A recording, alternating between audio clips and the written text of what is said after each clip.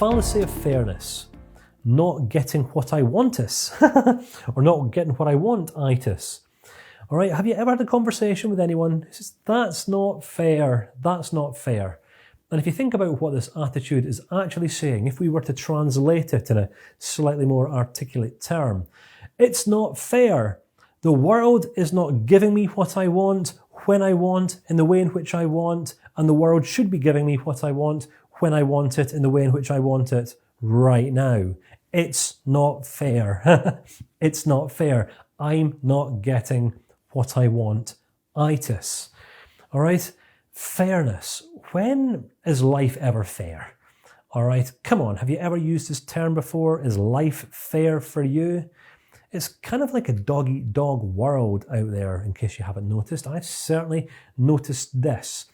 The justice system isn't fair. Sometimes, the good guys go to prison. Sometimes the bad guys don't go to prison. Sometimes good things happen to bad people, and sometimes bad things happen to good people. All right? The world just isn't just. But here's the thing. Why do we need it to be? Why do we need the world to be fair? Right? It isn't what happens to us in life that impacts us the most. It's how we interpret what happens to us in life.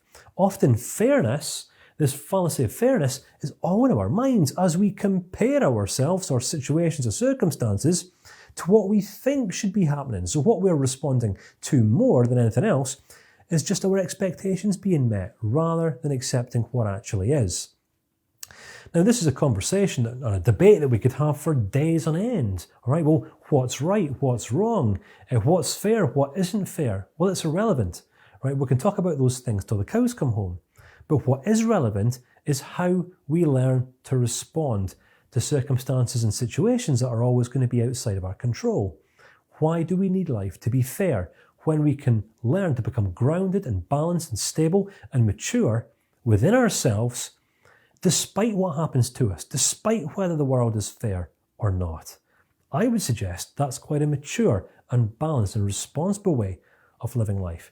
That's not fair. I would expect words like that to come from the mouth of a 5 or a 6 or a 7-year-old. But more often than not these days, they come from the mouths of 25, 26, 30-year-olds, 35-year-olds, 40-year-olds, sometimes 50, 60, 70-year-olds too. Let us choose today when we're going to start to grow up. Blaming and irresponsibility for self. It's your fault why my life is the way that it is. We've looked at this a few times. I probably don't need to unpack this in too much depth. Let me just remind you, the simple presupposition on this is that we grow in empowerment as we grow in responsibility. When we take more responsibility for our actions, our inactions, our feelings, our thought patterns, we become automatically empowered to change. If we are not aware of all these cognitive distortions, we're not going to be able to identify them in our lives. If we're not aware of all the ways that we can be cognitively biased, we're never going to be able to identify the dysfunctionality in our lives. Growing in information, growing in knowledge gives us opportunity to change. All right, when we can see how we're able to change. Until we can better identify the extent of the choices and the options that we have in terms of changing, of course it's going to be naturally easier for us to point, finger, blames.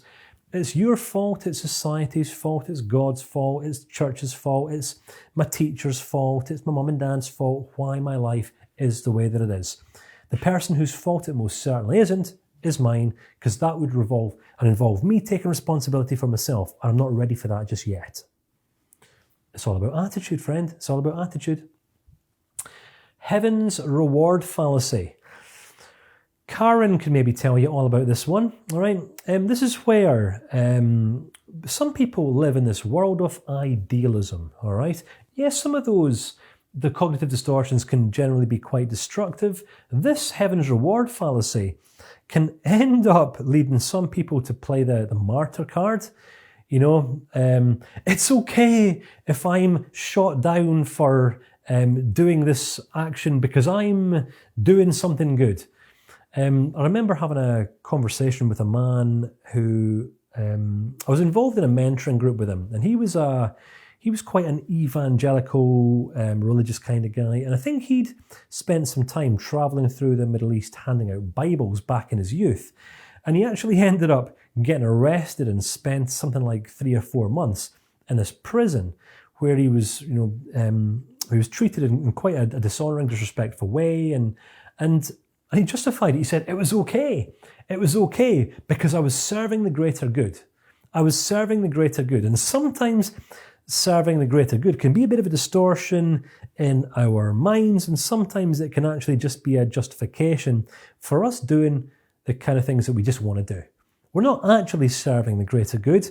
We just use the greater good as an excuse or a justification to back up our actions and our behaviours. You'll find many people using this heaven's reward fallacy sitting around in church congregations on a Sunday, all right, when they act and behave the way that they do. And I'm terribly sorry if you are religiously inclined. I'm just saying, all right, it is what it is. Many people act in the most absurd ways. Why? Because they believe that's what's going to get them into heaven or get them into the promised land. Let's look at some of the guys and ladies who do some of the most destructive, heartless acts in the world. I remember a couple of years ago there was a guy down in, I think it was outside London, who on a live feed on his phone, he severed another man's head. He cut a man's head off, and I think he was an ex-army guy or still serving in the military. And this was in the name of some sort of radical God that he was serving. I cut this guy's head off, because my God told me it was all right. That's delusion, right? That's a serious cognitive distortion. How about other young men and women who walk into rock concerts and blow up and kill and maim hundreds of young men and women who are dancing away to the local pop stars? That happened in the UK last year. I think in New Zealand, in Christchurch, just a couple of months ago, there was some Aussie guy and a couple of others who walked into a mosque and opened up, started shooting, Islams and people as they were praying or worshipping their gods. Why? Because they believed that what they were doing was right and that was going to get them into their heaven, whatever that is. Some people will use this way of thinking to justify their cruel, heartless, completely ill-considered behaviours, actions, ways of living life. Let's not fall victim to this, but let's identify it and call it for what it is. Let's name it and shame it. It's just a cognitive distortion. Confusing feelings with facts, all right? This is a big one. This is a really, really big one. And some people can become so distorted in their thinking, they will end up defining themselves by how they feel. All right. For example, if you ever meet a person who will define themselves on an identity level as being depressed, they'll say, my name's Frank and I'm depressed. And if you look at a depressed person, they'll generally shoulders down, they've got that physiology going on, that demeanour, and I'm depressed. And that's how they define themselves. So that is how they act and behave. All right. Here's a very, very practical trick, all right? Honestly, it's like a magic trick. Next time you speak to a depressed person, a person who's defining themselves as being depressed, ask them to stand still with their feet straight, stretch and strengthen the legs, back straight, chest out, head up, look to the clouds, and then put their hands up in the air and start waving like that. And see how long they remain depressed for, all right? Sometimes just changing our physiology can make massive shifts on an emotional level. Some people define themselves by their emotions and confuse feelings for facts. I feel sad, therefore I am depressed. That's who I am. It's a fact. I must behave this way because it's who I am. But feelings come and go. They blow in, they blow up, they blow out. They sometimes blow back in again. When we learn to better manage our minds and understand these cognitive distortions and unhelpful patterns of thinking, we can better self-regulate and therefore manage our emotions. This is what CBT is all about. All right, know thine enemy. All right, and I guarantee you, my friend, cognitive distortions are your arch enemy. If you are not aware of them, if you are not counteracting against them, they will sabotage your best intentions and they will devastate your life. In the same way that they've already devastated many of the clients who will someday come to you for help and guidance. Know thyself, know thyself, know thyself. Mistaking beliefs for what's true. I believe in aliens, therefore aliens exist. I believe that it's right to cut off a guy's head because that's what my God wants. And people will use their beliefs to justify their actions and their behaviours. It is absolutely not sane whatsoever. It's a serious cognitive distortion. I mean, let's think about what actions or behaviours you're currently justifying in your life because of something that you believe. Right? Do you believe in a certain religion? Do you devote your life to carrying out a certain set of religious practices? Here in Scotland, many guys, many ladies will say, I'm not religious, not interested in religion whatsoever, but then they'll go to watch the same football team lose week in, week out. Well, religion is it's not so much to do with a set of beliefs, it's more to do with a religiously committed to a set of practices, all right? Kind of like cultism, just a little bit. People buy into a set of beliefs because other people buy into a set of beliefs, and sometimes some people will say they believe some certain things, and it's not because they actually do, but it's because they actually just want to be included in a part of a social group. So saying that they buy into or subscribe to a set of beliefs actually buys them this kind of groupthink. It buys them popularity, status, acceptance. And what I'm saying is sometimes people don't always do the things they do for the reasons that we would be inclined to think they do them. Did you catch that? Sometimes some people don't do the things that they do for the reasons that we would be inclined to think that they do them. Sometimes people have ulterior motives, backed up with some cognitive distortions, can lead a person, a man or a woman, to seriously devastate their own life. All right, talking very, very practically here, people, because life is a practical process. All right, it is a very, very practical thing. Self-labeling or labeling of others. All right, if I was to ask you to write down all of the labels that you use to define yourself, where would you start? Many people go through life defining themselves by what they believe. They'll define themselves by how they feel. They'll define themselves by their sexual orientation, by what they like, by what they don't like. Some people define themselves by what they do. Some people define themselves by what they don't do or by what they don't believe. Some people define themselves by all these things and everything apart from who they actually are. I mean, if I was to ask you the question, right, okay, so who are you?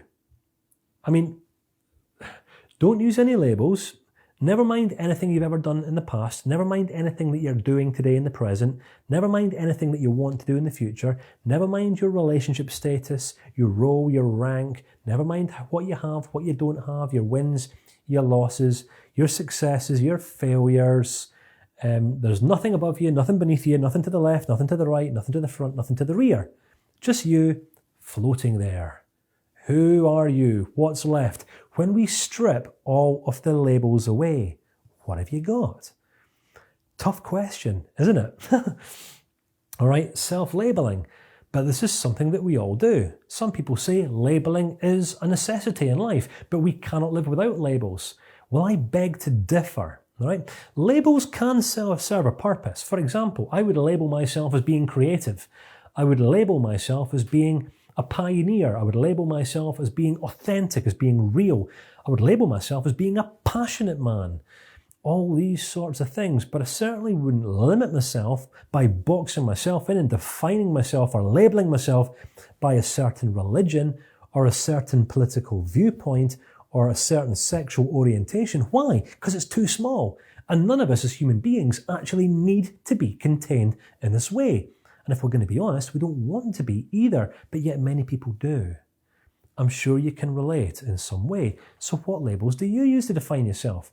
I had a conversation with a lady years ago, and she had done the whole 2.4 children thing. And before she had a family, I think she was a legal secretary or something like this, and she really enjoyed her job. And then she had children. 22 years later, the children had left home, and she was in this place of real transitional crisis, identity crisis. And it took a few weeks to really get to the root of the problem with her. We'd looked at some cognitive distortions. I was looking at kind of, our thought processes through the time. And what I identified was that she had come to identify and define herself as being a mum. But now the kids had all left home. They'd been through school, university, higher education.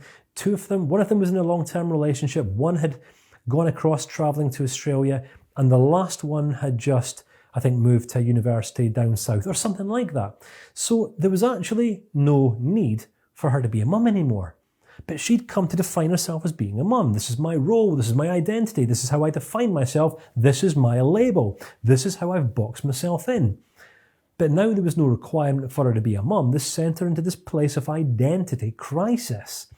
All right, so it took us a few weeks for her to identify how it was that she defined herself, but then create an actual, more realistic identity, where previously she'd always defined herself by her role and by what she'd done, and we just simply helped her to start defining herself by who she actually was, because who we are is very different from what we do in life. Sometimes some people will use what they do to define themselves and then end up trying to act in accordance with how they think that they should be, or by doing what they should do. But when we're just defining ourselves by who we are and then doing what we do in response to who we are, this allows us to live a far more congruent life, which is what many people struggle with, because not many people ever learn how to get there. Many people define themselves by what they do through self-labeling. And again, labeling can often be when people confuse feelings with facts. Some people will define themselves by their feelings. We've acknowledged this. Some people will define themselves by failures, by experiences they've had in the past. I am useless, I am a failure, I am a victim. Those are just labels because I failed in the past, which means I'll always fail in the future. Labeling serves us if it sets us free. Labeling doesn't serve us if it boxes us in and contains us. If it requires us to conform, that's not good. That's not helpful. It's just another cognitive distortion. Mind reading. Will you stop judging me? Will you stop thinking badly of me? I know what you're thinking. No, you don't know what I'm thinking, and I don't know what you're thinking. No one knows what you're thinking, and you don't know what anyone else is thinking. You just know what you're thinking. But this fallacy, if you like, mind reading, sometimes we think some thoughts, and just because we think we know what someone else is thinking, we think that we're thinking right. Did you catch that? Did that make sense? It's a crock of nonsense. We're completely deluding ourselves. Sometimes we think we know what other people are thinking. We set ourselves up as mind readers.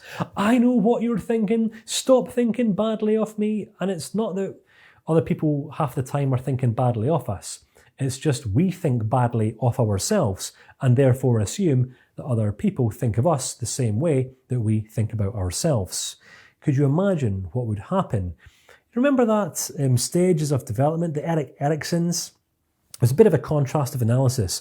There's those people that go through life and become grounded and balanced and stable in their thinking processes. And then there's those people who end up completely isolated and alone. Why? Because they just simply go through life believing that every single thought that they think is true and go on to completely separate and disconnect themselves from other human beings in the process. Right? That is the importance of this stuff. If we do not become aware of ourselves in this way, we will never be able to self-regulate and self-manage. And if we don't self-manage and self-regulate, we are putting up barriers that are going to prevent us from connecting in a meaningful way with other human beings. The quality of our lives is always going to be heavily influenced by the caliber of the relationships that we keep. So unless we learn how to relate well to other people and cut all of these cognitive distortions out of our lives, we're setting ourselves up for some serious failure. My friends, know thyself. Mystical guesswork. I can't, I won't like this, I won't like that, I won't be any good at trying this new thing. this CBT practitioner course. Oh, I don't think I could ever do this. I don't think I'll ever be good at helping other people to understand these ideas that you're talking about here, Kane Ramsey. Well, guess what, my friend? This is a cognitive distortion. You are only ever one decision away from transforming absolutely everything about how you're experiencing life. You're only ever one decision away from completely transforming your career. You're one decision away from completely transforming the strength and the depth and the caliber of your relationships. You're only ever one decision away from completely transforming how it is that you manage money. You're only ever one decision away from change. All of the time. That's it. But if we want to change, the greatest and most impactful way that we can change is not so much the things in which we do.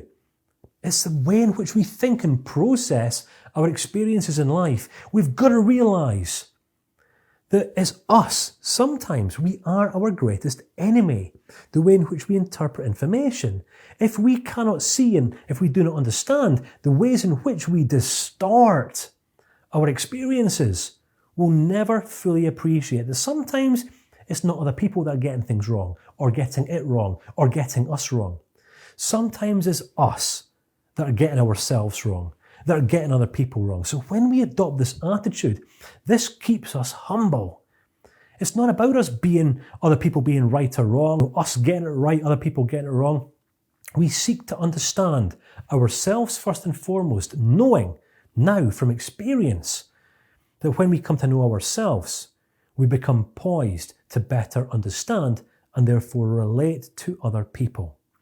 Cognitive behavioural therapy is the process, the means through which we as practitioners will help other people become better acquainted with themselves.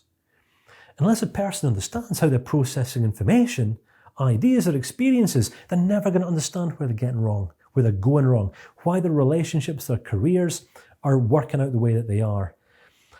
You know, it really saddens me, and I'm being straight with you now, it saddens me to see people grow old alone. But here in Scotland, it is rife.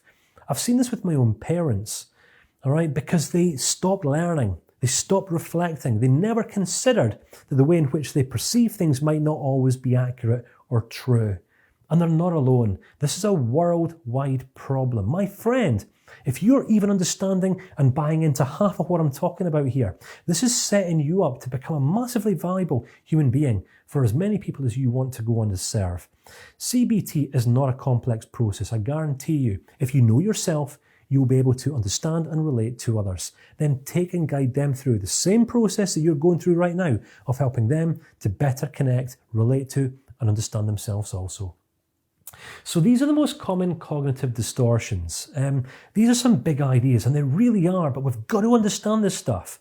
I could have just presented you with the tools and the techniques like many workbooks and courses do these days, but without this level of insight and understanding, you wouldn't know what to do with the tools. You wouldn't know what to do with them. Just to share with you a story to help you understand why I'm sharing all of this information with you, all of these ideas to the depth that I am. Up in the north of Scotland, there's a lot of oil rigs out in the North Sea. And I remember reading this story once. I don't know how true it was, but it was an oil rig captain. And one day he'd had engine failure. One of the engines had packed in. Now, what these guys understand is that if the engine's packing, this can cost them millions of pounds of profit every single day. An oil rig isn't fully functioning. So they have engineers at hand that they'll call out in emergency situations, and they'll come at quite a high cost. So anyway, this captain had called out the engineer one day to fix the engine, and he said, "Listen, how much is this going to cost me?" And the engineer said, "Yep, it's going to cost you around about £100,000 for me to come out, solve the problem, and return back to the mainland again." So the captain agreed, got the engineer out. Within 45 minutes, the engineer was there.